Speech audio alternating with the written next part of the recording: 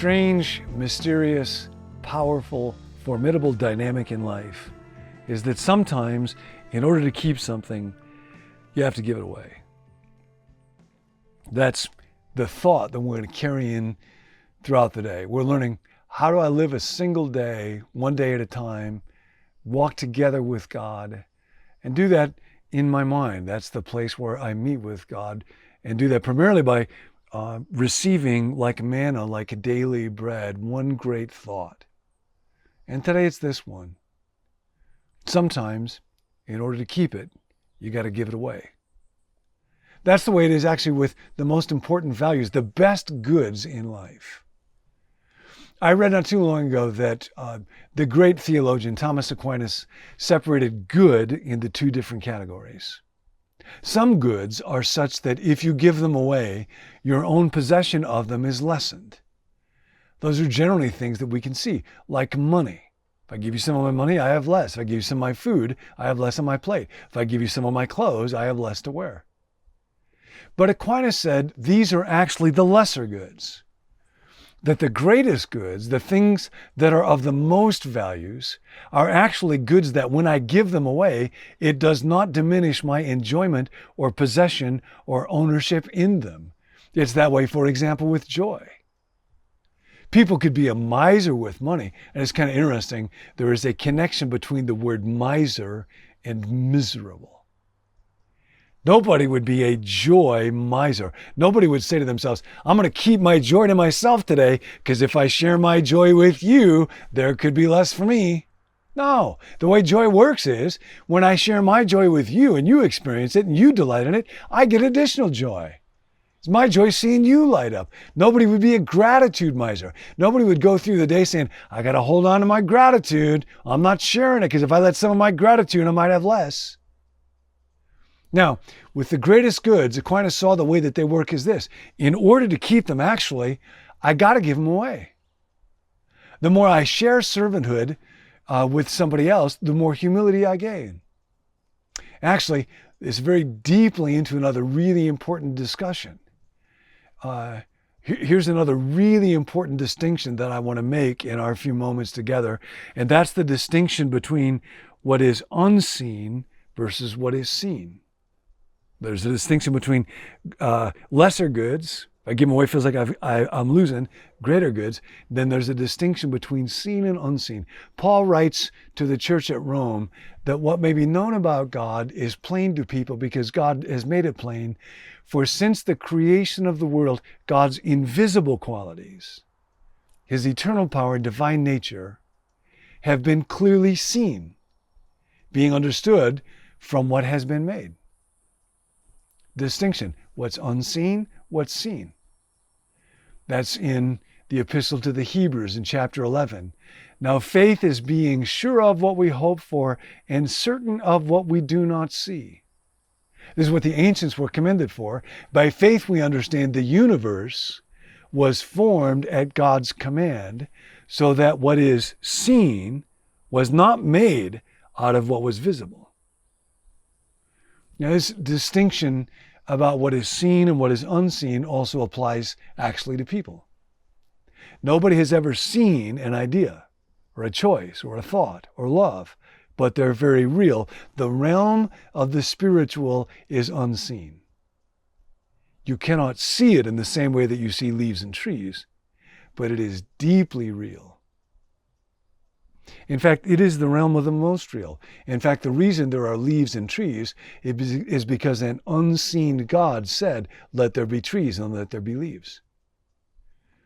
And it's actually that same way in the human realm. Unfortunately, we sometimes struggle to believe in the reality of the spiritual.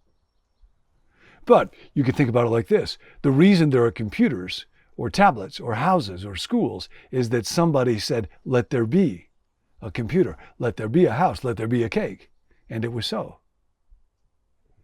So now we have to decide, where do we want to put our primary focus? And Scripture has to say something about that as well. The Apostle Paul, when he was talking one time about our tendency to lose heart or have difficulties, when we suffer, he says, our difficulties are actually at work to create what he calls an eternal weight of glory, something really good. And he says, therefore, we fix our eyes not on what is seen, but what is unseen. For what is seen is temporal, what is unseen is eternal. So I focus not on what our world is often tempted to tell us is most real. Money, possessions, title, office, cars, so on. But what is unseen. Love, joy, peace, generosity. Because they are eternal. They are what is most real. They are the goods you can only keep if you give them away. One of the ways on our very first date that I knew I really loved Nancy, well, I didn't actually know that I loved her at that point, but I knew I was drawn to her. I liked her. And I knew it because we went to a grocery store and they were having a big ad campaign. And the guy who was the spokesman for the store had a constant tagline. Tell a friend, it's a great store. Tell a friend, great deals. Tell a friend, really good food. And Nancy said his name to me on the way on that first date and then said, did you hear that he died? And I said, no, because he was quite young. And I was very sad. And then she said, tell a friend. So he actually wasn't dead. And it was actually a very funny joke. And I was really drawn to this woman who had such a wonderful sense of humor.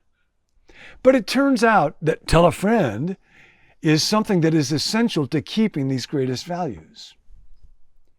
Recovery movements, 12-step, have discovered that actually, if you tell a friend, then your own possession of sobriety, for example, will grow. And we all have a natural desire to do that. I recently got a picture from a friend, Charlie, who had been to Yosemite, and he was having a wow day. He was having a wow moment. When you experience beauty and creation, it's a natural thing. You want to tell a friend. When you fall in love, you want to tell a friend. When you read a great book, you want to tell a friend. And when you do that, as you share that, your own joy, your own delight, your own gratitude expands. And therefore, we fix our eyes. We're learning together about our minds. Our greatest ultimate freedom is where do we place our mind? Fix our eyes, the way of saying that. Not on what is seen, like how can I have more money? How can I have more possessions? How can I get more stuff? How can I have more clothes? Instead of that, we focus on what is unseen, the spiritual reality of love and joy and gratitude. And now, as you go through the day, as I go through the day, from one moment to the next, whoever I'm with, how can I give it away? How can I serve today? How can I bring joy to somebody else today? How can I comfort a hurting person today? How can I encourage a down person today? Because it turns out the only way to keep it is to give it away. One last distinction. Tolstoy wrote that there are actually two gods. There is the God who serves me. God, give me what I want. Usually that involves the seen realm, the lesser realm, the temporal realm. God, give me health, give me money, give me good looks, give me possessions, give me this job. There's the God who serves me.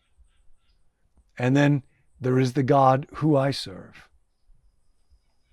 And Tolstoy said, it is the latter God, the God who I serve, that is the real God.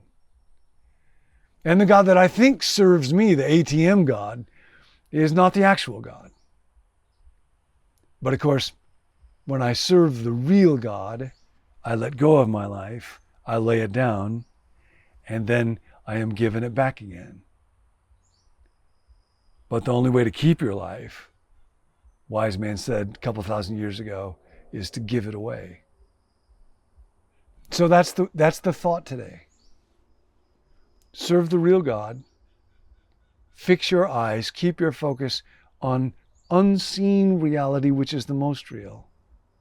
And remember, when it comes to anything that really matters, when it comes to the greatest goods, when it comes to being grateful or being joyful or knowing humility or sobriety or goodness or persistence or courage or generosity or faith, the only way to keep it is to give it away. So get out there, give it away.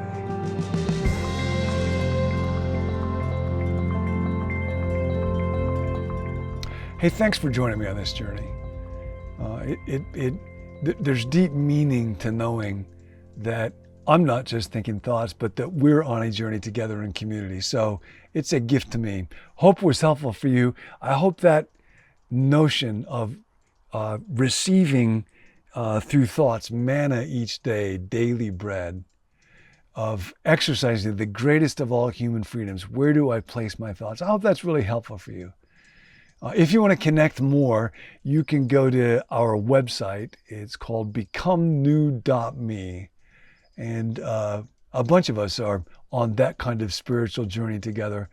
I would love for you to be a part of that if it's a helpful thing. Think well.